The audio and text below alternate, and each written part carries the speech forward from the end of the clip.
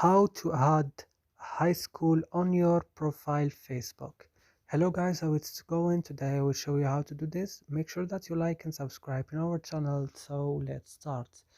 First you will just go to your Facebook, then open it. And then when your Facebook is opening, you will just go here to this three line, click on it, and then after this go to settings. And then on settings guys, you will just go down little to profile information and you will find add high school, and here you will write your high school name.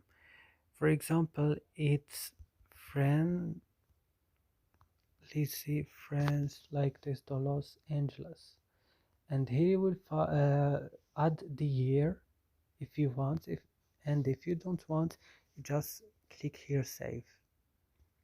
And that's it. So I hope this video is useful for you. Do not forget to like and subscribe in our channel, and see you next video.